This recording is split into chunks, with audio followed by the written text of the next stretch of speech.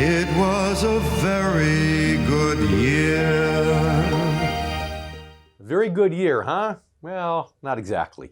2020 was a year filled with ups and downs, and the roller coaster ride only got rougher as months passed. However, 2020 taught us some very important lessons when it comes to our finances. And how will those lessons affect us as we head into 2021? Well, it's that time again, time to tune out the hype and focus on the facts. Facts that matter to you, the income generation. Let's get started. Get ready to separate reality from myth. Joining me right now is Sound Income Strategies founder and CEO David Scranton. They've created a new type of inflation. And although markets have always been an emotional place, they seem to be even more of an emotional place these days. Jeffrey Small, market watcher, is with me. Stock market dynamic is getting ready to significantly change. So let's bring in our co-host, Jeff Small, president of Arbor Financial Services, and also the brand ambassador for the Retirement Income Store.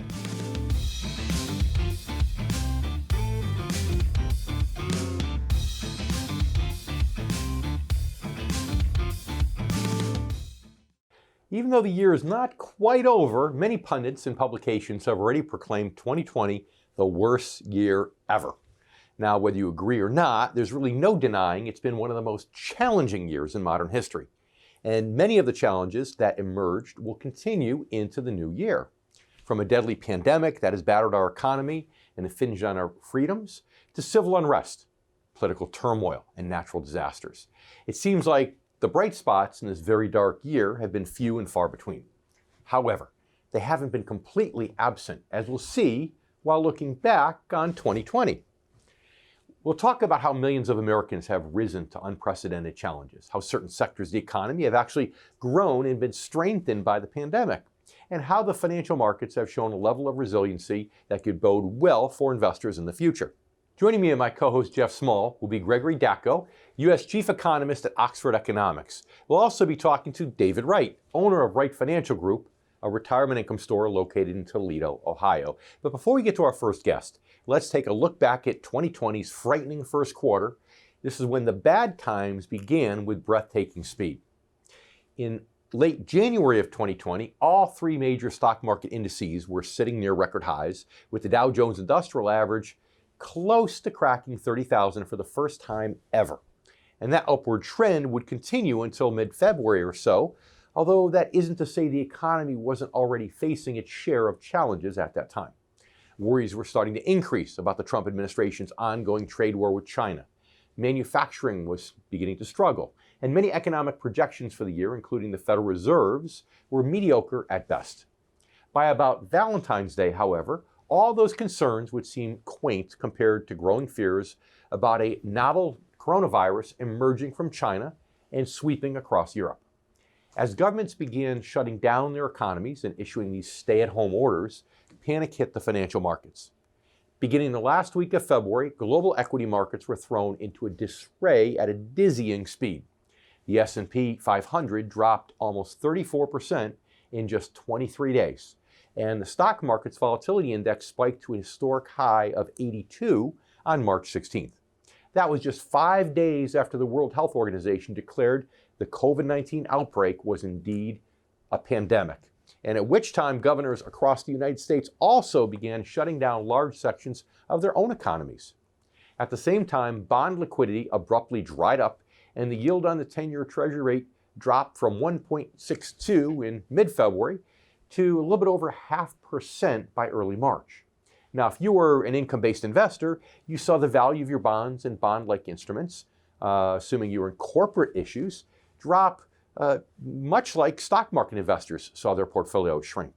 The difference, of course, was that your income was unaffected, which is one of the greatest benefits of investing in this thing I call bonds and bond-like instruments, the universe of income-generating alternatives. So in the midst of all this chaos, the US dollar whipsawed as investors struggled to decide whether cash was really the best safe haven. Meanwhile, the sudden drop in global energy consumption created a rapid surplus and a free fall after that in crude oil prices. And here's the good news. The good news is that central banks around the world took almost immediate action to intervene. The US Federal Reserve cut interest rates to near zero, and announced open-ended quantitative easing, among other measures.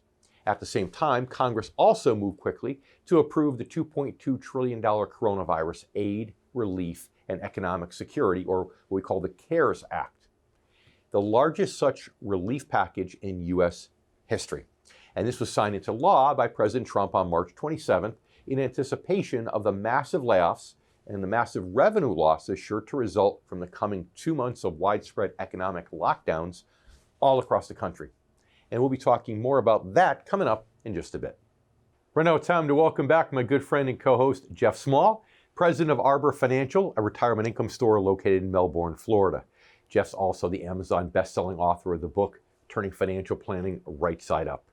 We also want to bring in Greg Daco, U.S. Chief Economist at Oxford Economics. He's responsible for producing the U.S. Economic Outlook using their proprietary global economic model. Greg's also a frequent guest on networks like CNBC and Bloomberg. Greg, thanks so much for being back here with us on The Income Generation. My pleasure. It's always fun. So we spoke last time in kind of in the middle of the summer, and you said, you know, the things are looking pretty good. The biggest risk right now is if we have a double dip recession.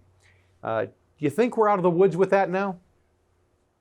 No, I think we're actually right in the middle of the crux here when it comes to economic activity, because we've seen a significant slowdown in economic momentum. Mobility has fallen back, employment growth has slowed, demand is hesitant, and all that is due to a worsening health situation. So while there is hope in terms of vaccine diffusion for 2021, today's situation is actually quite concerning, and I'm a little bit concerned about the transition into 2021. So a double dip, if you will, recession is probably going to come if it comes. If we're going to see it, we're going to see it first quarter of the year, are we not? Yeah, I think one of the paradoxes in today's economy is that we're looking at average growth numbers in terms of GDP for the fourth quarter or even for the first quarter of 2021. And those tell you very little about the situation today. If you look at the situation in terms of high frequency data, you're looking at momentum that has essentially slowed for the better part of the last 6 weeks. And while that is in the fourth quarter average is really going to benefit from the strong end of summer momentum, where we are likely to see some increased weaknesses in the first quarter of 2021, and that will be reflective of a slow end of the year. I don't necessarily expect a double dip recession as my base case right now, but I do expect to see fairly low growth, below 2% on an annualized basis in terms of real GDP in the first quarter, which would be quite low given the fact that we're still below pre-COVID levels of activity. If you think about a first quarter, we were only down 4% on GDP. But it fell off a cliff really in the last 2 weeks of the quarter. So that's another great example of where you're right. Sometimes the quarter doesn't accurately reflect the trends that are happening from month to month. Jeff? You know, we just went through a massive political change in our country, Greg, and obviously economic policies by, White House administrations influence what happens in the economy greatly.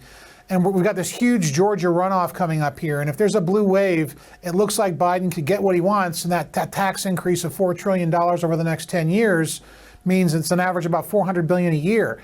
Can our economy really sustain a $400 billion a year increase in taxes and still grow and benefit the middle class? Because that was the cornerstone of his election campaign, his run for the presidency. So I think today's economy is certainly not strong enough to sustain a large tax increase. But I think we have to be a little bit careful on two fronts in terms of Biden's fiscal agenda. The first one is that in his fiscal agenda, I think he would delay any tax increases until the economy is in a more stronger shape and ready to sustain any increase in taxes, especially on corporations and higher income individuals. The second element is that if you look at the likely path forward in terms of Congress, it seems more likely than not that we will have a Republican Senate. And so when it comes to passing parts of Biden's fiscal agenda, what's likely to happen is that we'll see very little actually of his fiscal agenda, and we'll see much more action in terms of executive actions on the trade front, on the immigration front, and perhaps even on the regulatory front, and much less on the fiscal front beyond fiscal relief packages that may be passed to help sustain the economy. Well, on the divided government front, that's a great thing. On all those other fronts, though, it sounds like they can wreak a whole heck of a lot of havoc on the economy just by executive order. Well, yes and no. I mean, the fact that the president has a lot of executive power is important to keep in mind. But in terms of what could happen under a Biden administration, I think we have to keep in mind that one of the key changes is going to be increased policy certainty. And that is non-negligible for businesses around the world and for investors around the world, because they have better foresight as to what is likely to happen and are better able to plan. So in terms of trade, we're likely to see increased openness to trade, perhaps not a free trade agenda, but increased predictability in terms of the trade agenda, perhaps a move towards more immigration. Which is something we haven't seen really, over the last 4 years. We need to take a quick commercial break though. So Gregory, stay with us. We'll be right back. And you stay with us too. We'll be right back with Gregory Daco in a moment on the income generation.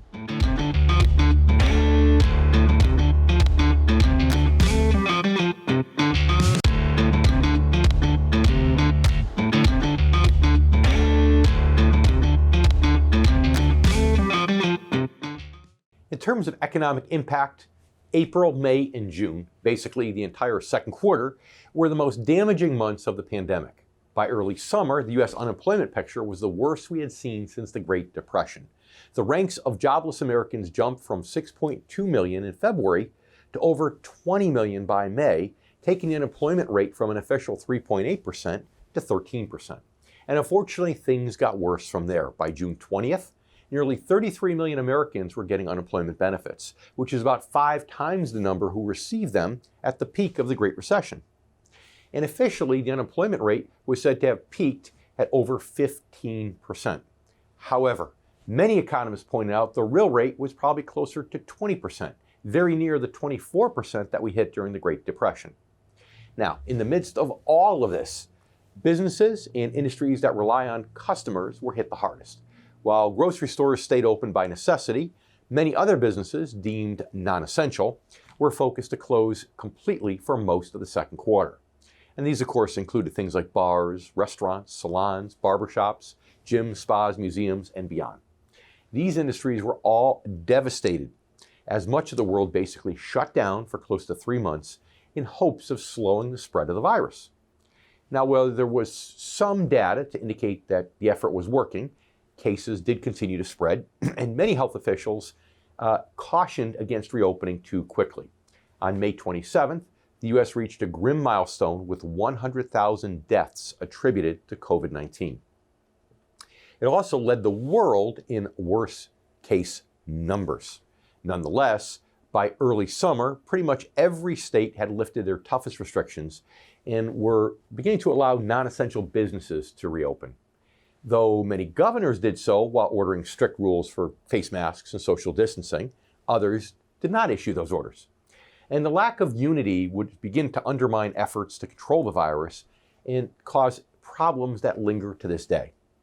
So when economic data was finally released for April, May, and June, it was bad as everyone had feared. The U.S. gross domestic product shrank in the second quarter by an annualized rate of 31%, according to the Commerce Department. This is the largest decline in history.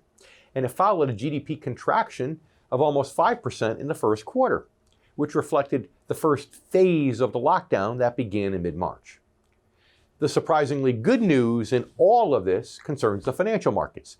Even as the economy was getting battered, the stock market was on its way to a rapid rebound after its initial drop of nearly 40% from mid-February to late March. Thanks largely, but not entirely, to the efforts of the Fed, the market had rebounded significantly by as early as June. It has trended upward for the most part ever since then, with all 3 major market indices eventually surpassing their pre-pandemic peaks, something we'll be talking about coming up in just a moment.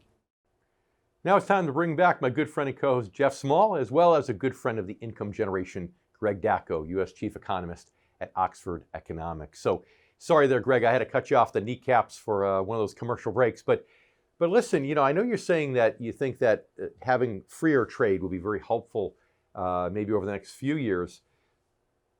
But do you think having less than free trade really hurt us that badly over the last 3 or 4 years? Yes, I think in general, yes. I think having the gradual increase in tariffs vis-a-vis China, having higher tariffs vis-a-vis Europe, did in fact raise consumer prices and affected all of us in an indirect manner because the price of the goods that we consumed were higher. So yes, I do think that in the lead up to the COVID crisis, there was this restraint from increased tariffs. And if there were one area to focus on more specifically from a Biden administration standpoint, would be to lessen consumer goods tariffs, tariffs on final consumer goods, which tend to affect us more directly.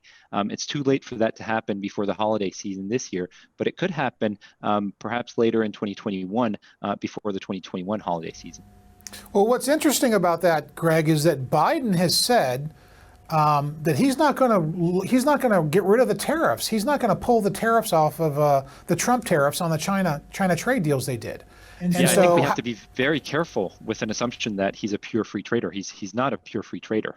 So he is likely to maintain a large share of the existing tariffs. But I think increased predictability and perhaps a view towards limiting the effect of the tariffs on the most affected tranches of the population would be key and would be a good support to additional growth. So making sure that consumers aren't excessively affected, making sure that you're supporting domestic activity instead of restraining imports and increasing the cost on domestic importers. Those are very important elements at this stage of the recovery. Mm-hmm. And getting back to this possibility of double dip recession, you said it's not your base case, but can we almost eliminate that from consideration if Congress gets their act together with a CARES Act Part 2? Well, I think right now, what is important, as you allude to, is the fact that we need to ensure that the most vulnerable tranches of the population, and by that I mean lower income households, small businesses, and state and local governments, have the means to sustain a recovery into 2021 and into 2022. That's really key right now. We want to limit the scarring to the economy as much as possible and enter 2021 with as much dynamism as possible, because again, let's see the positive side here. We're going to have a vaccine that's going to be gradually diffused across the society, and that will support stronger activity. So we want to be in the best shape once we get the vaccine. So inflation, Greg, people are worried a little bit about inflation, it seems, and I know you even said, you didn't say it, but basically the tariffs have pushed inflation upward a little bit here in this country. But it seems to me as though we went through decades and decades where the Federal Reserve could do just about everything. They can stand on their head and spit nickels, and they couldn't really create inflation in the traditional sense. What they were creating was asset inflation.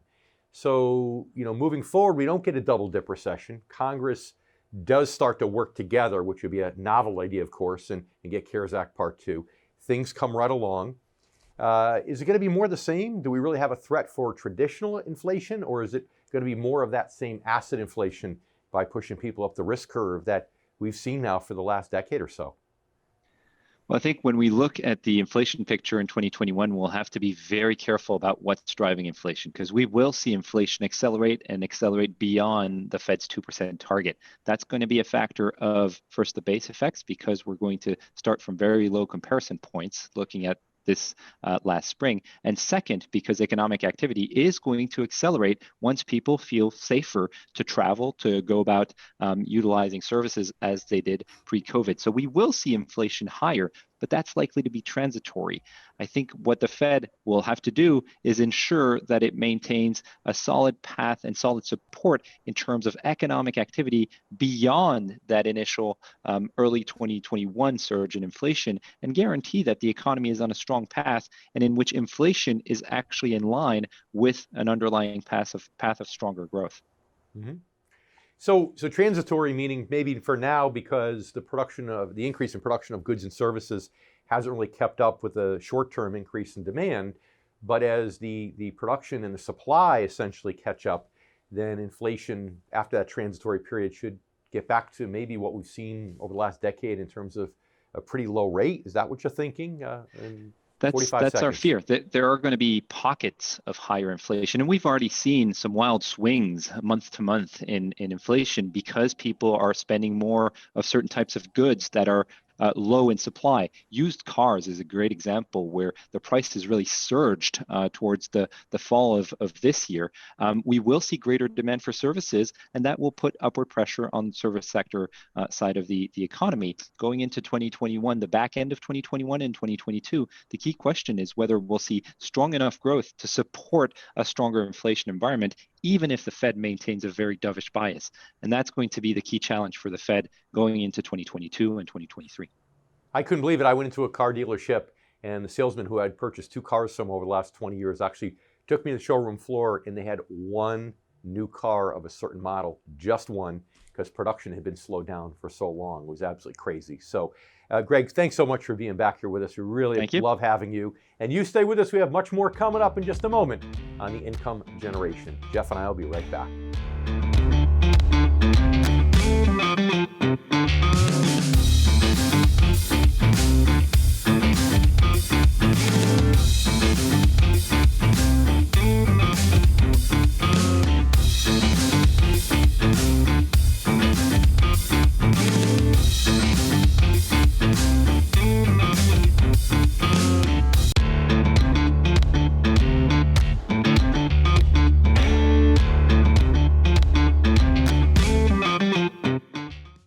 As the economy reopened to varying degrees and with different guidelines in place all around the country, economic numbers quickly began to improve, starting with jobs. As early as June, job rolls increased by 4.8 million and by another 1.8 million in July, according to the Bureau of Labor Statistics. This trend has continued ever since the initial reopening, but figures have ebbed and flowed based upon spikes in coronavirus cases in different parts of the country.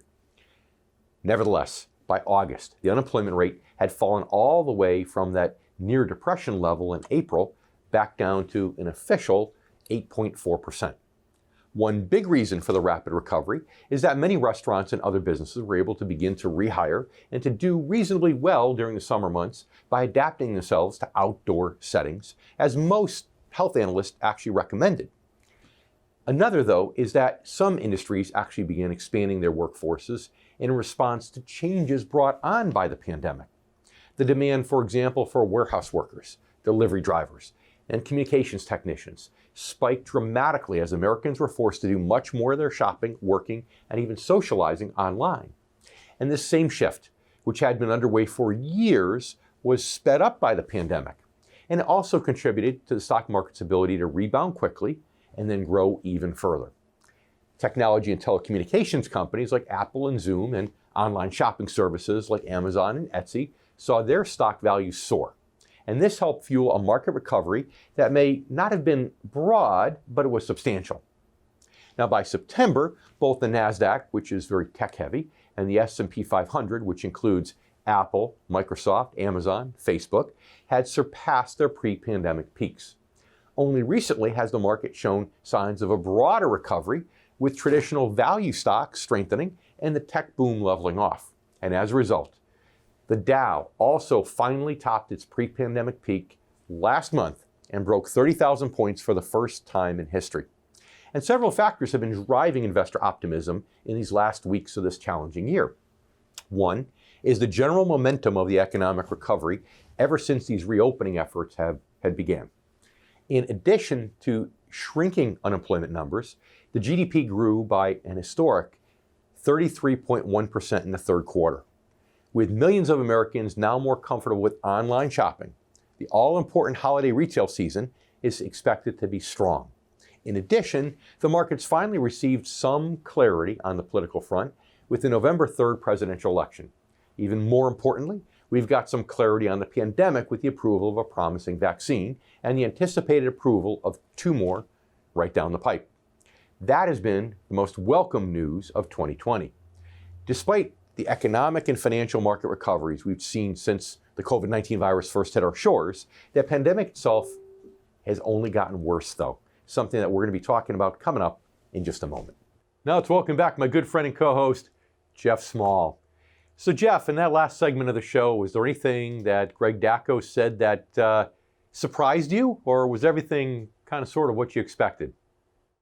Well, I think Greg is so intelligent and so hyper smart and accurate on what's happening with the economy because he takes that macro perspective. He's not micromanaging things, but I really feel like I agree with everything that he said. I wish, Dave, though, that I could have asked him. We had enough time to ask him about FactSet's prediction on top line and bottom line earnings growth next year, 22% rate of growth by the end of 2021. And what that means in terms of stock market valuations from a forward-looking perspective today, because that's pricing out 12 months, it dramatically lowers the price to earnings ratios on the markets, which makes the market look more palatable. But just like stocks, the show was forward-looking because we're always talking about what's going to happen going forward. So I really wanted to ask him that question. I'm disappointed that I didn't get a chance to do that. So maybe we can have him back soon. I'd love to have him back. He always has some great things to say. And you're right, the markets are forward-looking, which is why even if he's right, and again, it wasn't his base case, but he said it's possible we have that double dip component of the recession. Even if that happens, I don't think it's going to have too much of an effect on the financial markets because at this point we're looking, the markets are looking through that. They're looking toward when most people get vaccinated. I think we have to have a pretty significant second dip in order to really have a major effect on the financial markets at this particular time. For the most part. Not to mention the fact if we do have a material second dip, well then, I think the Fed will react more aggressively. Congress might actually get their heads out of where and actually help us out with some CARES Act 2 monies, which I know you agree that we desperately need. Oh, we desperately need a stimulus to carry through to the lowest end of people who have been hurt the worst by COVID, which is the small businesses. But there was one particular point, Dave, that I really disagreed with him on. And that was, he said that the Biden administration may time their tax increases at specific times. When taxes get increased, if you look at the historical component of what's happened when taxes get increased, there has never been a right time to increase taxes. I see taxes getting increased no matter what, as long as the Fed has an open checkbook mentality and rates are at zero. They're going to pretty much supplant or facilitate any additional funds that the government may need to spend, regardless of whether taxes are being raised or not. But I think taxes being raised will happen if we have a blue wave, and it won't have anything to do with timing at all. I hear a lot of people talking about really saying what Greg said, that essentially in 2021, it's probably unlikely the taxes will get raised. They'll wait till closer to 2022. And I don't know whether they're really going to be prudent enough to do that or whether that's just wishful thinking on behalf of Greg and many, many others. So I guess we'll have to see. I mean, at the end of the day, it won't affect most of our viewers. At the end of the day, it'll affect, again, the one percenters. And of course, most of our viewers are just average folks that, are retired or want to retire and just want to make sure they've got enough income for the rest of their lives. Hopefully it won't affect them, except to the extent that an increase in corporate taxes, that really affects the multiples and that affects the financial markets. So that's my bigger concern. Well, it really does. But, if you look at the cornerstones of his platform for increasing taxes are increasing corporate rates, increasing the top tax bracket for folks over $400,000, having capital gains tax on people that have more than $1 million a year of income, losing the step up in basis on assets, which is a huge thing. Just had a new customer walk in. She had a ton of stock certificates that she's been holding for 35 years, had no idea what they were worth. Well, the basis is obscenely low, so she has huge taxes. She's pretty old, and so I was looking forward to being able to transfer that step up in basis to her kids if something happens to her, but now it doesn't look like that's going to happen if we have that blue wave at some point. And so things like that will happen, but corporate tax rates may not be increased immediately if there's a blue wave in 2021. It may happen in 2022, but I see taxes across the board going up no matter what. Doesn't matter what's happening in the economy. I don't think that really matters. It's not going to happen on the first day of January when the new senators are in, if they're Democratic, though. It'll eventually will happen, though. Well, the step up in basis, interestingly enough, disappeared, as you know, for 1 year in 2010, where people died that year and they had big capital gains built in. They had to pay the tax on it. And then I thought it was going to stay, that is the elimination of the step up in basis, and it didn't. It went away for 10 years. But I'm not surprised to see it come back because dead people don't vote, except in most elections, dead people don't vote. This might be the one exception where we actually had some dead people who did vote. So anyway, we need to take a quick commercial break. You stay with us. We have more coming up in just a moment from Jeff, myself, Dave Scranton, and also our good friend, financial advisor extraordinaire, David Wright, with some incredible words of wisdom that you're going to need to know going into 2021. Stay with us. We'll be right back here on The Income Generation.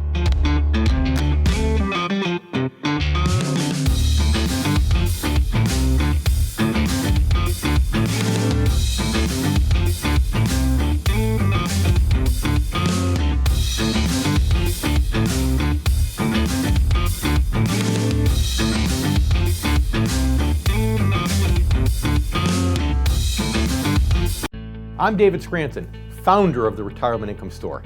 If you're in or near retirement, are you certain you have the right retirement plan in place? Do you want to help ensure your nest egg will last you all throughout retirement? Take our retirement review quiz and find out in 5 minutes or less if you're doing everything you can to achieve a more successful retirement. Don't waste any more time. Visit myfreeretirementreview.com to find out if you have the right retirement strategy in place. The Income Generation is now available on YouTube. Subscribe to The Income Generation so that you never miss a show. You can watch all your favorite episodes now in one place, as well as catch up with your favorite financial guests. Subscribe now to the Income Generation channel on YouTube.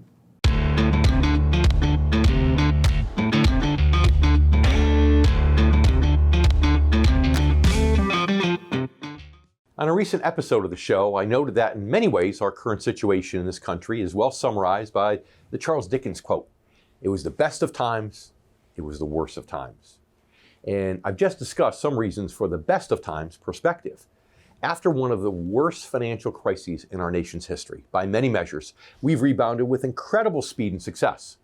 The stock market is historically high, people are back to work, we finally have a vaccine, and a real sense of hope for defeating the pandemic that's taken such a toll on us throughout most of 2020.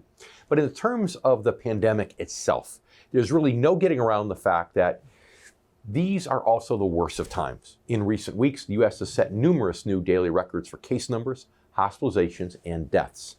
According to one CDC estimate, the coronavirus will likely kill more people every day for the next 2 to 3 months than died in the 9/11 terrorist attacks or at Pearl Harbor.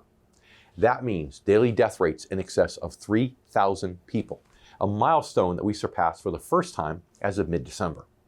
Now, by comparison, remember that over the summer, we were down to somewhere between 40 and 60,000 new cases a day, and hospitalization rates had stabilized. Here's the point. While it's great that we've been so resilient economically and that we finally have a vaccine, we clearly still have a long road ahead in terms of addressing the main underlying issue. And as we travel this road, there's a good chance we'll encounter some bumps, twists and turns, many of which could mean setbacks for the economy and the financial markets. And that's especially true when you consider that for as quickly as Congress approved the first round of economic relief, they've been super slow to approve the second, despite wide agreement that more relief is desperately needed. The challenges and the uncertainty of 2020 aren't going to magically just disappear when the new year starts. In many respects, we've come a long way since the dark days of April and May. However, in terms of the pandemic, the darkest days are with us now. It's important to remember that as the new year starts, to be prepared emotionally and financially for these challenges to come. Let's bring back in Jeff, as well as our good friend and guest, David Wright, whose career over the last 30 plus years that spanned as a Frank Sinatra impersonator. David, take it away. I did it my way. All right. How many financial advisors do you know would have the courage to get on national television and sing like that? I know I wouldn't, and I know you wouldn't either, Jeff, right? No, I couldn't crack a note like that. He sounds good. Hey, He is thanks not a lot. a Frank Sinatra impersonator, although it might have seemed that way. Dave Wright, however, is the owner of Wright Financial Group, a retirement income store located in Toledo, Ohio. Dave, in all seriousness, thanks so much for being back on the show with us. I appreciate it, guys. Good to see you again. So how are your clients handling this whole craziness we've had since March with the COVID-19 crisis and market fluctuations? Talk to us about that. Hey, they've been handling it pretty well. The whole premise behind how we invest for clients is income. We invest by contract. So I'm not going to lie to you, back in February and March, we had some concerned people call into the office, but just a few. Like Sinatra, regrets, I've had a few, but then again, too few to mention. But a few people did call back in and want to know what's going on with their portfolios, because we did see a drop in some of the BDCs and some of the other stuff in there. But what didn't stop was the income. And since these portfolios are there for income, that's why they purchased them in the first place, they're cool with it. So yeah, Dave, how's your back doing? Because mine kind of hurts from being whiplash this year, back and forth in the markets and the economy and the political cycle and the news media. I mean, we're probably both going to be really glad that 2020 is going to be over. So tell us about what your outlook is for 21. What are your clients' concerns? What do you want to do differently in 21? Is there anything you want to add in your mix of advising clients going forward from this point? Yeah, there is. I'll say this to you because, clients peek at what's going on in the S&P and the NASDAQ. They know the markets are going up. Obviously, I think the Feds are creating an asset bubble, but it's obvious the Feds are in with the market. So I think some of the things that we're going to implement next year with some of our clientele early in the year will be offering to them different ways to create income with an eyeball on perhaps some growth. And that being through dividend paying value stocks that may be now coming back into favor, that were out of favor, that, pay decent dividends. Yeah, I mean, we all thought that, the three of us I know kind of thought for a while there was going to be another decent correction coming up later this year. And it seems like between interest rates near zero, as you mentioned, the vaccine, it seems like now the worst is over. And as John Nigerian said just a couple weeks ago in the show, we're probably going to get a correction at some point in the first half of 2021. But frankly, that correction wouldn't be as big as we had previously thought, and it might just end up being a great buying opportunity for a lot of those clients that you described a moment ago. So we take a quick commercial break. You stay with us. We have much more coming up right here from David Wright. We'll be right back.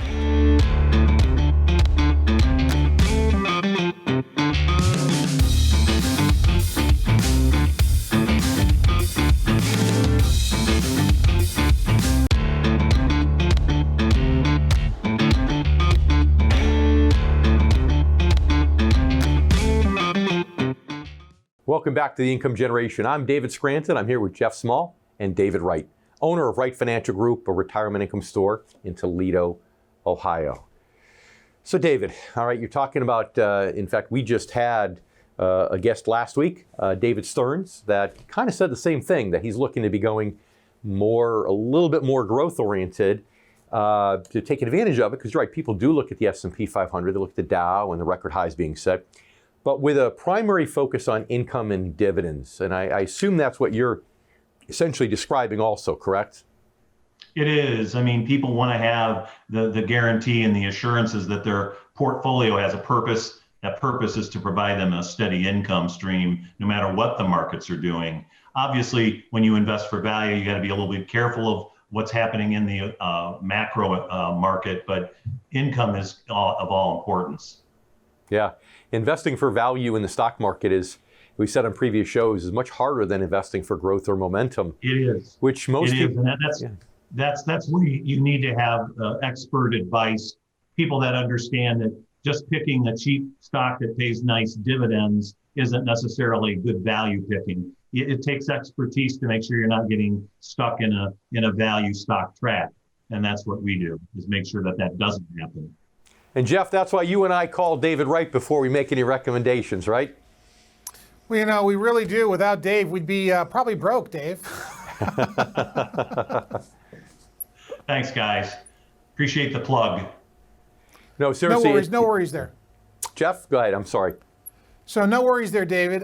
So anyway, when we look at what's going on presently, though, there's going to be some rotational shifts in the market as the vaccine comes out. And, today I got an email from my mom's assisted living facility that she's going to get the shot this week, which is pretty cool. So they are accelerating this vaccine distribution at a high level. But the faster it gets out there, the faster it can get back to normal, and the more we're going to see a rotation into some of those value stocks that have been left behind in the recovery that we've had this year. And so it would be kind of cool for our customers if we could take some of their money and place it in that environment if that was money they did not need for income.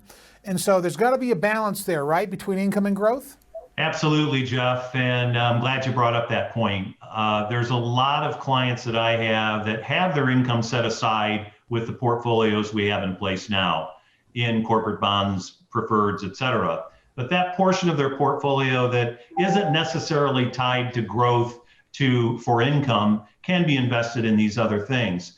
I'm not so sure that the rollout of the vaccine necessarily means an upward trending market right away. I kind of create an opinion that you had about a week ago, Jeff, where you said that there's more of a disparity between the haves and the have-nots with what's been going on in the marketplace for the past several years. So I see that there's some temporary growth available in the marketplace, which we should be aware of, but also kind of agree with what John said last week, John Najarian, about maybe a temporary pullback in the first quarter.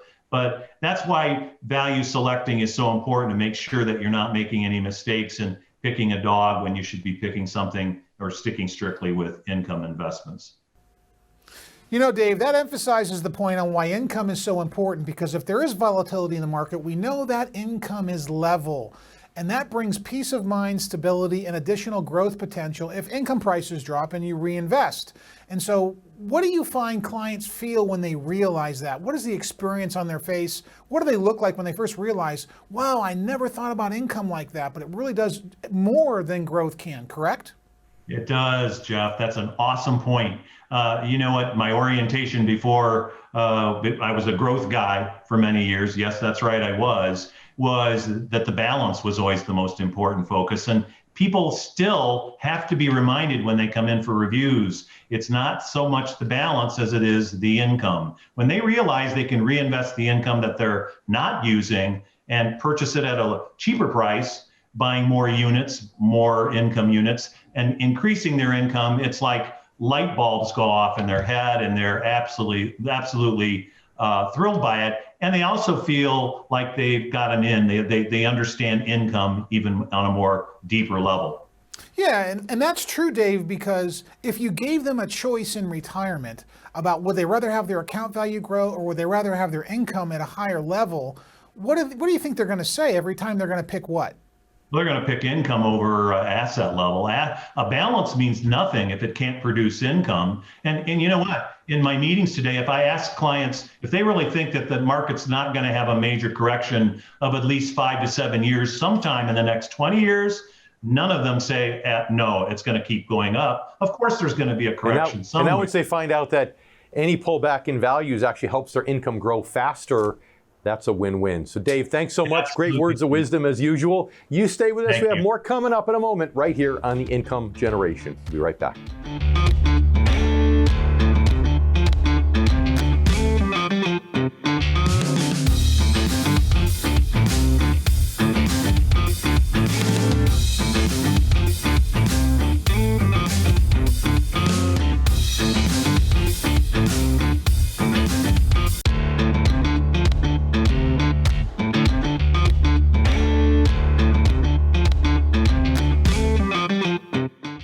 I'd like to thank my guests, Greg Daco and David Wright, as well, of course, is my good friend and co-host, Jeff Small, for joining me here today on the Income Generation. But most importantly, I want to thank you, our new and returning viewers.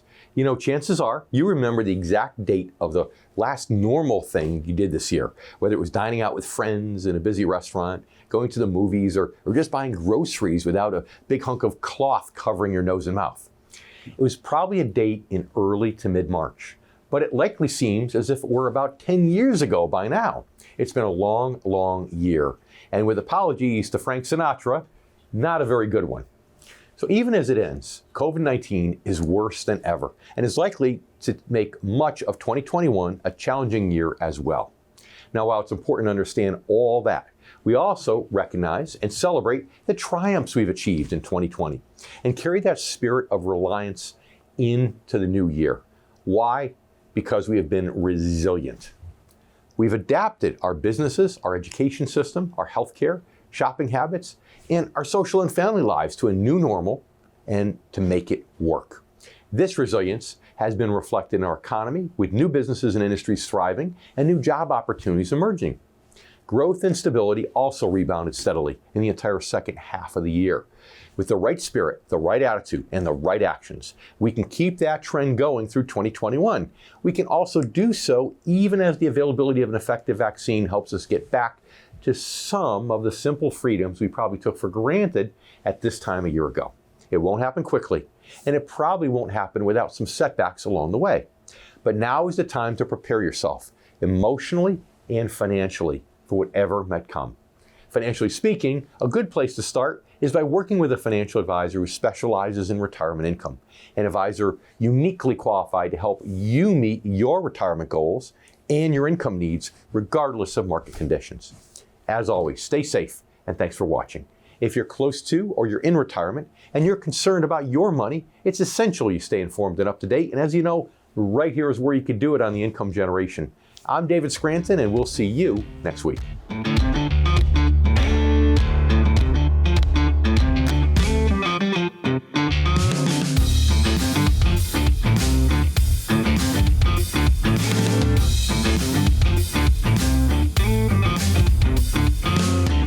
The Income Generation is now available on YouTube. Subscribe to the Income Generation so that you never miss a show. You can watch all your favorite episodes now in one place, as well as catch up with your favorite financial guests. Subscribe now to the Income Generation channel on YouTube.